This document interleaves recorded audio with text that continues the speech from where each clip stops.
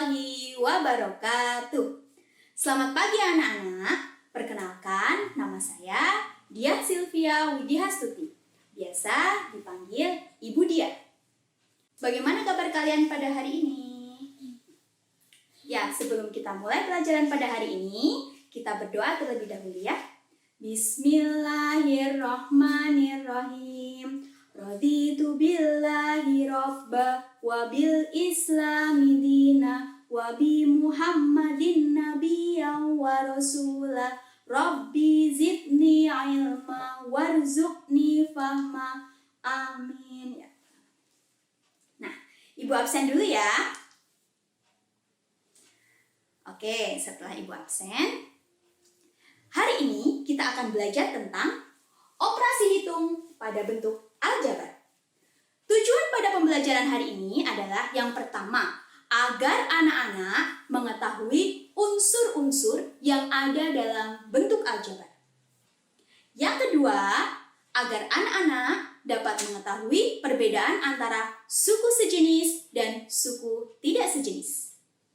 Yang ketiga adalah agar anak-anak dapat mengetahui bagaimana cara menghitung penjumlahan dan pengurangan pada bentuk aljabar. Baik, langsung saja kita mulai. Aljabar. Dia memiliki beberapa unsur. Tapi sebelum itu, apa sih sebetulnya yang disebut dengan aljabar itu? Kalau belum tahu, mari langsung kita lihat contohnya.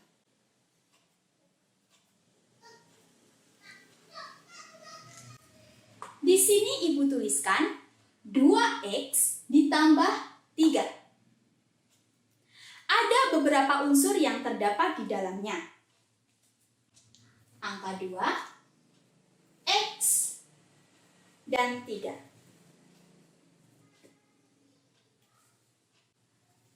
Dua disebut dengan koefisien. X disebut dengan variabel. Sedangkan angka 3 disebut dengan konstanta. Nah, di sini ini adalah 3 unsur utama yang menyusun aljabar. Sebetulnya aljabar itu hanya wajib memiliki koefisien dan variabel saja. Oke, mungkin kalian masih bingung ya, apa sih itu koefisien, apa sih itu variabel?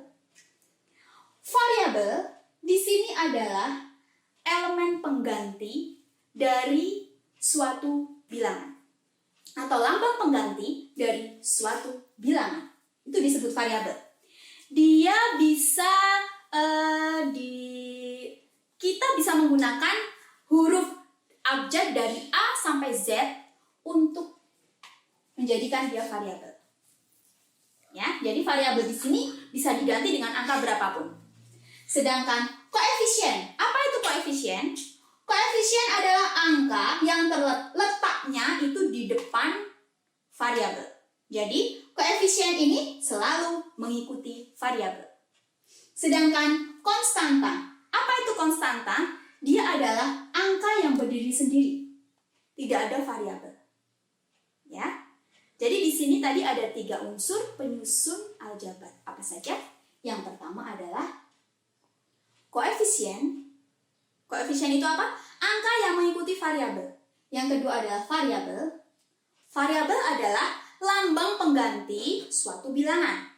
Ya, bisa disimbolkan dengan huruf pada alfabet. Bisa X, bisa A, B, C, D, dan seterusnya. Kemudian konstanta, dia adalah angka yang berdiri sendiri.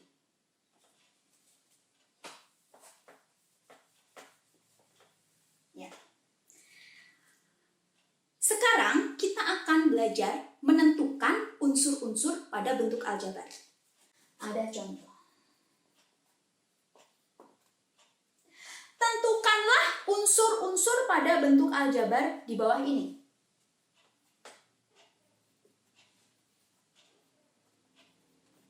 5x dikurangi 4. Mana koefisiennya? Koefisien. Ada mana variabel dan mana konstanta. Koefisiennya yang mana sih? Koefisiennya yang 5, X, atau negatif 4? Oh iya. Oke, koefisiennya yang, ini ada 3 ya. Koefisiennya yang angka 5. Variabelnya yang mana? Ya, variabelnya yang X, sedangkan konstanta, angka yang berdiri sendiri, 4 atau negatif 4. Hati-hati dengan negatif. Kenapa? Karena dia selalu mengikuti angka di sebelah kanannya. Ada tanda negatif? Angka di sebelah kanannya angka berapa? 4. Berarti dia selalu mengikuti angka 4. Jadi konstantanya bukan 4. Bukan positif 4, tapi negatif 4. Negatif 4. Ini adalah satu contoh untuk menentukan unsur-unsur pada bentuk aljabar. Contoh lain. Misalnya saja 4b kuadrat ditambah 7. Koefisiennya berapa? Ibu singkat saja ya. Variabel dan konstanta. Coba, ini ada 4. Ada B, ini B atau B kuadrat? B kuadrat. Dan ada 7. 7-nya positif atau negatif? Positif. Koefisiennya yang berapa? 4, B kuadrat atau 7? 4, ya betul. Kemudian variabelnya? B kuadrat. Di sini beda. Ini X-nya pangkat 1. Sedangkan ini B-nya pangkat 2 atau B kuadrat. Perpangkatan pada variabel selalu diikutkan. Jangan hanya ditulis variabelnya B saja, tapi harus B kuadrat. Begitu ya. Kemudian konstantanya berapa? 7. Oke. Mungkin satu contoh lagi ya.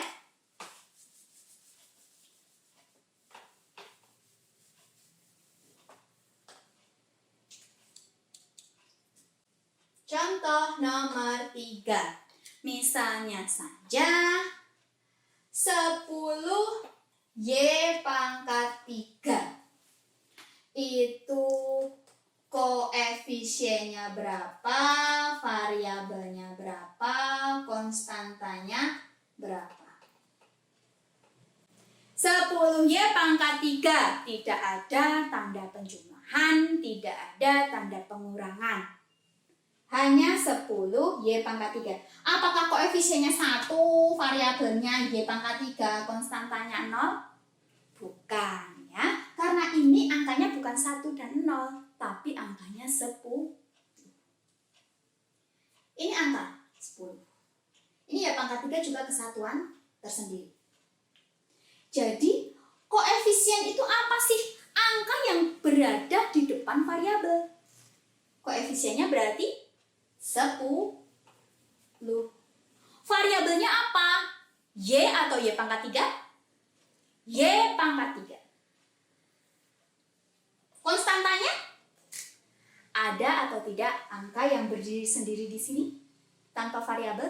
Ada enggak? Tidak ada. Berarti konstantanya dia tidak ada.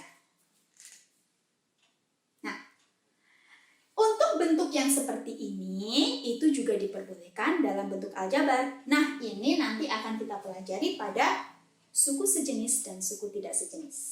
Ya. Baik, sampai di sini apakah ada pertanyaan? Ya, kalau tidak, Ibu lanjutkan ke materi Yang kedua yaitu tentang suku sejenis dan suku yang tidak sejenis.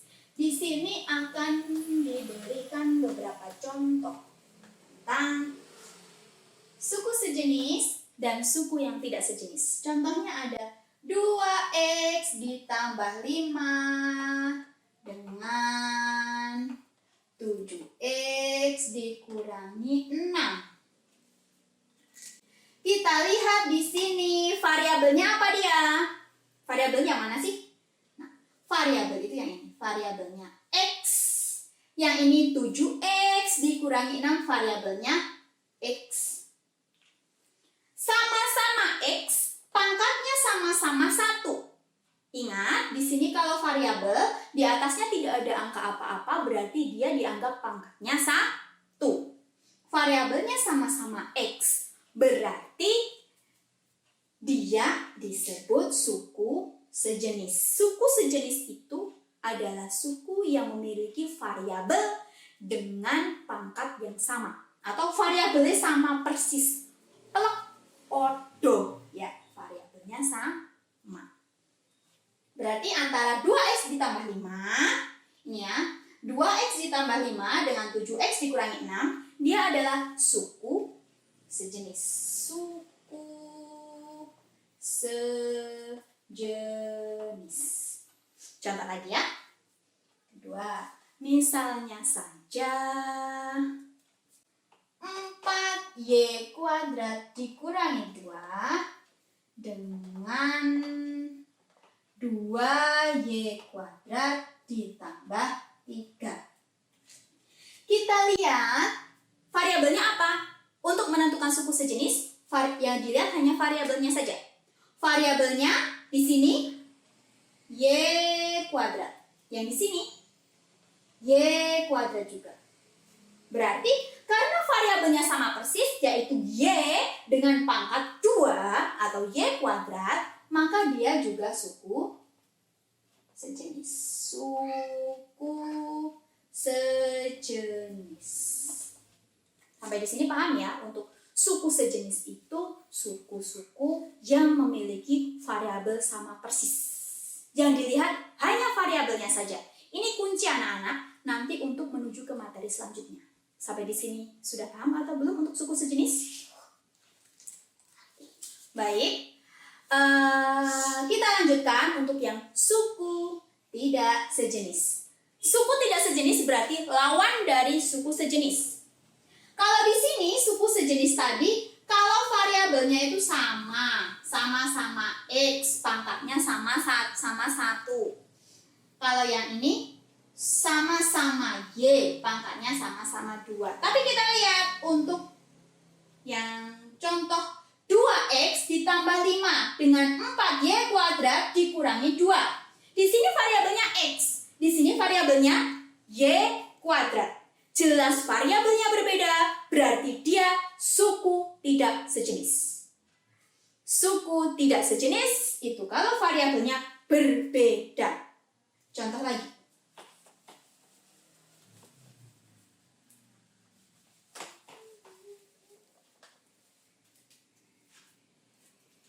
Misalnya ada 8y kuadrat dikurangi 5 dengan 10y tambah 2. Kita lihat di sini. Yang depan, 8y kuadrat dikurangi 5. Berapa variabelnya dia apa? Y kuadrat. Kalau yang di sini, 10y ditambah 2. Variabelnya apa? Ya, variabelnya y. Yang satu variabelnya y kuadrat, y-nya pangkat 2. Yang satu variabelnya y saja, y-nya pangkat 1. Dia suku sejenis apa tidak sejenis? Dia suku yang tak sejenis. Suku tak sejenis karena dia yang satu y-nya pangkat 2, meskipun sama-sama y loh ya, meskipun sama-sama x, meskipun sama-sama a, meskipun sama-sama b, kalau pangkatnya berbeda berarti dia suku tidak sejenis. Contoh satu lagi, biar lebih paham. Misalnya 8mn ditambah 2 dengan 7NO. Jangan O deh. Nanti kalau O kayak 0 ya. NS. Nah, seperti ini apakah juga boleh disebut aljabar? Bentuk aljabar, iya, dia bentuk aljabar juga ya. 8mn. Berarti variabelnya apa? Mn. Yang satu 7ns. Variabelnya ns. Hanya yang di sini dia memiliki konstanta, yang ini dia tidak ada konstanta. Dilihat variabelnya mn, ns. Meskipun ada n-nya, tapi yang satunya m, yang satunya s. Berarti dia suku sejenis atau suku tidak sejenis. Suku tak sejenis. Sampai di sini paham ya? Oke, kita lanjutkan ke materi berikutnya. Untuk suku sejenis dan tidak sejenis tadi akan kita gunakan pada materi ini. Namun sebelum kita menginjak ke penjumlahan ataupun pengurangan pada bentuk aljabar, ada baiknya anak-anak mengetahui bentuk-bentuk aljabar itu ada berapa suku sih? Ada suku 1, suku 2, suku 3, dan suku banyak. Ya. Bentuk aljabar dikatakan suku 1. Nih. Suku 1. Suku 1 itu contohnya yang seperti apa? Contohnya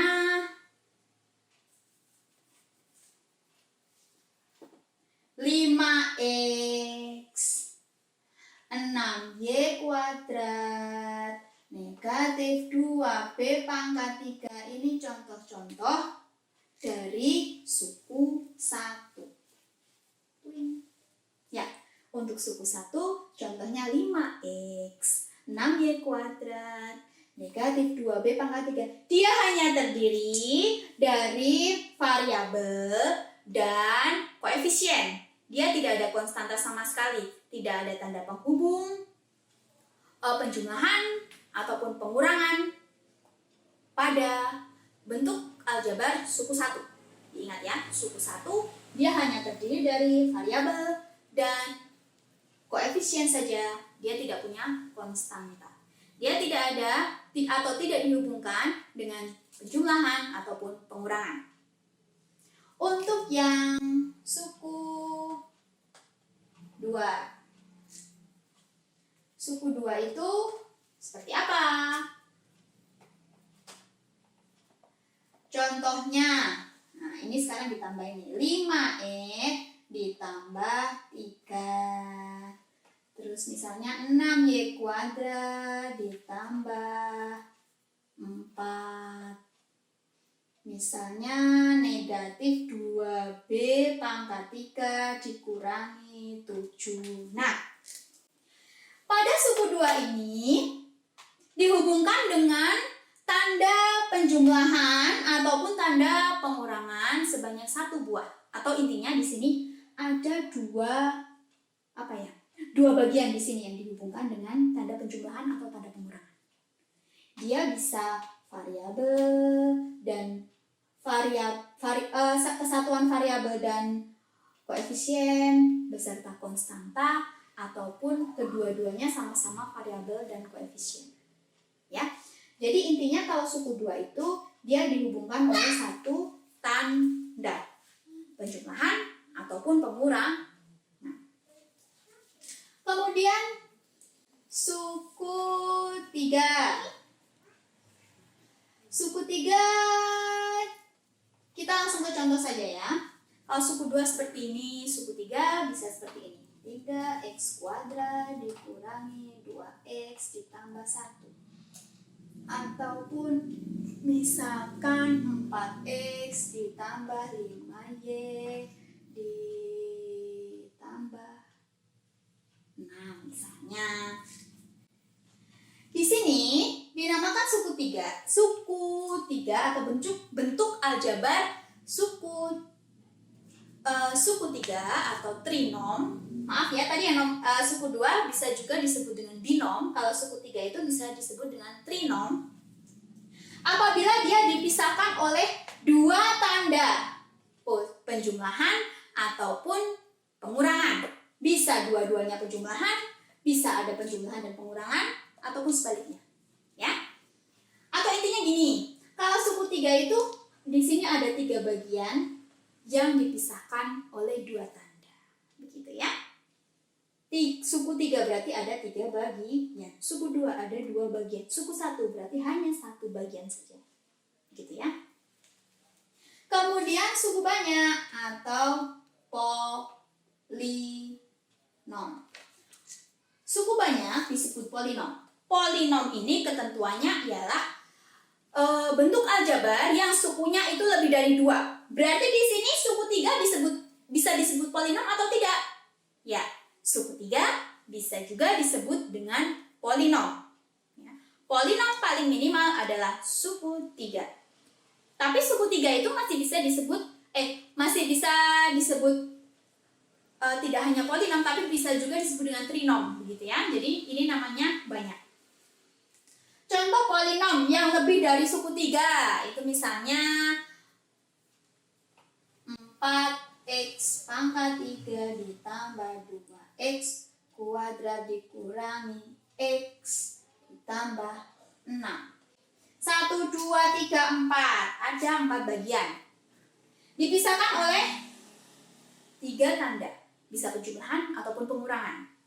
Ini suku 4. Tapi dia sudah masuk ke polinom. Bisa juga nanti ini ada 10x pangkat 10 ditambah 9x pangkat berapa dan seterusnya. Itu sampai banyak, sampai papan tulisnya tidak cukup ya. Itu bisa juga disebut dengan polinom.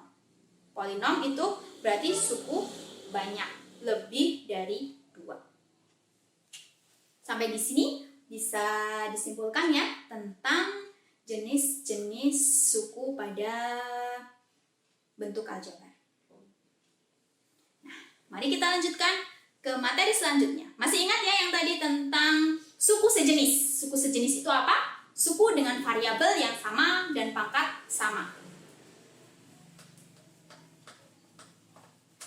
Kita langsung masuk saja ke penjumlahan dan pengurangan pada bentuk aljabar. Lebih baik langsung ke contoh ya, tidak usah pakai pengantar yang terlalu lama. Kita langsung ke contoh. Syarat pada penjumlahan dan pengurangan pada bentuk aljabar ialah dia bisa dijumlahkan, bisa dikurang apabila sukunya sejenis. Suku sejenis tadi apa? Suku yang memiliki variabel yang sama dengan pangkat yang sama. Contohnya seperti ini. Negatif 3A ditambah 7A. Variabelnya apa? A. Yang belakang variabelnya juga A. Sama-sama A. Variabelnya sudah sama ya ini ya. Berarti tinggal kita jumlahkan seperti pada bilangan bulat. Ingat, seperti pada bilangan bulat. Ada bilangan negatif, ada bilangan positif, ada 0. Negatif 3 ditambah 7. A-nya disingkirkan terlebih dahulu. Biar nggak pusing. Ya. Angkanya saja. Negatif 3 ditambah 7. Negatif kalau lupa ini. Negatif 3 ditambah 7.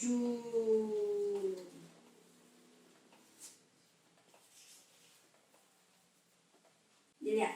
Negatif 3 ditambah 7. Negatif 3 ditambah 7 hasilnya berapa? 1, 2, 3, 4. 4-nya positif. Berarti hasilnya 4. Hanya seperti itu. Simple. Hanya dicari dengan variabel yang sama. Ya. Contoh lagi.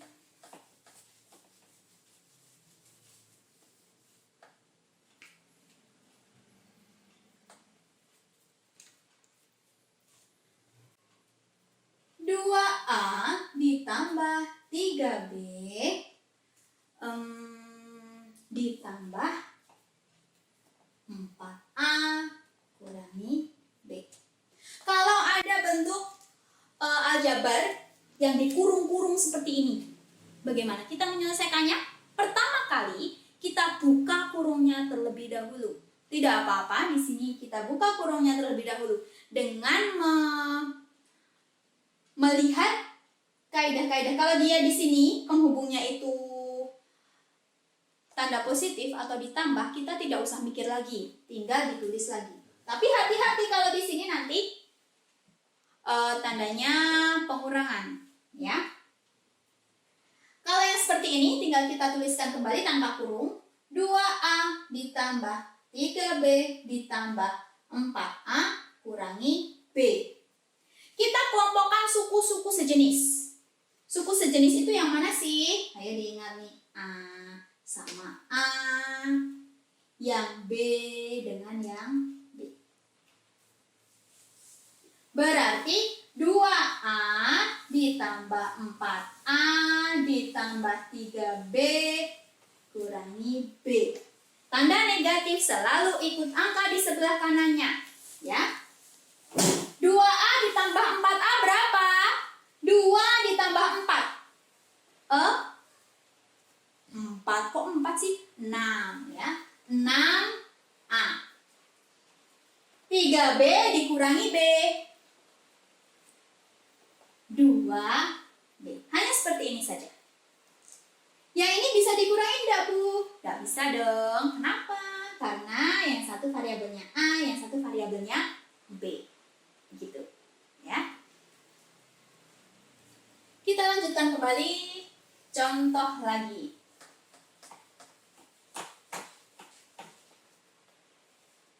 Contoh yang ketiga.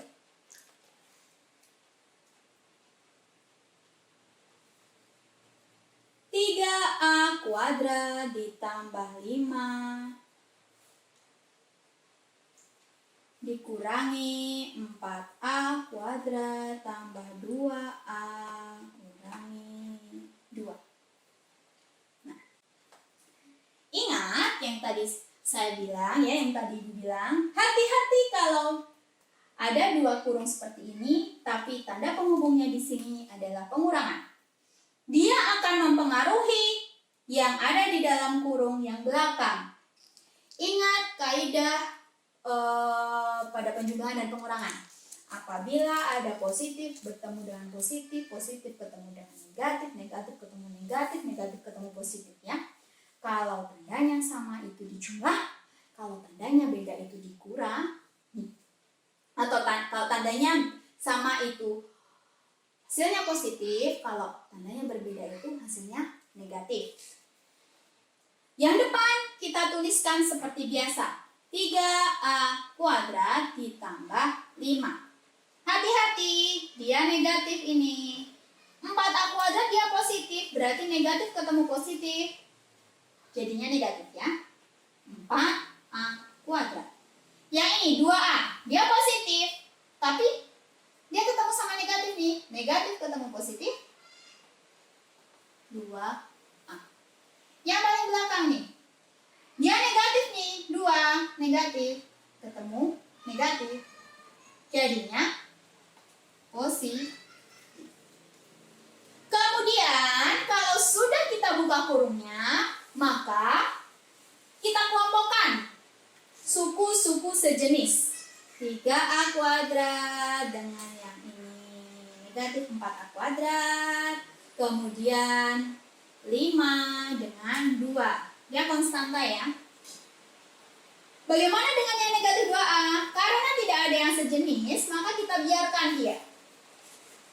Maka menjadi 3A kuadrat dikurangi 4A kuadrat kurangi 2A ditambah 5 ditambah 2. Lebih lebih bagus atau lebih mudah kita tuliskan mulai dari variabel dengan pangkat tertinggi baru turun sampai ke konstanta. 3A kuadrat dikurangi 4A kuadrat. 3 dikurangi 4, 1. Negatif 1. 3 dikurangi 4, negatif 1A kuadrat. Kalau ada angka 1 atau negatif 1 di depan variabel, boleh kita hilangkan atau lebih lazim, lebih umum itu dihilangkan. Jadi menulisnya hanya negatif A kuadrat dikurangi 2A 5 ditambah 2 ditambah 7. Kalau sudah seperti ini bagaimana? Ya sudah, ini hasilnya. Gitu. Ya. Ini hasilnya. Jadi anak-anak, untuk menjumlahkan ataupun mengurangi pada bentuk aljabar, kita harus selalu berpedoman pada variabel yang sama baik jenis maupun pangkatnya. Sampai di sini penjelasan dari Ibu. Nanti kita akan latihan soalnya. Sebelumnya kurang lebihnya Ibu mohon maaf. Selamat pagi. Wassalamualaikum warahmatullahi wabarakatuh.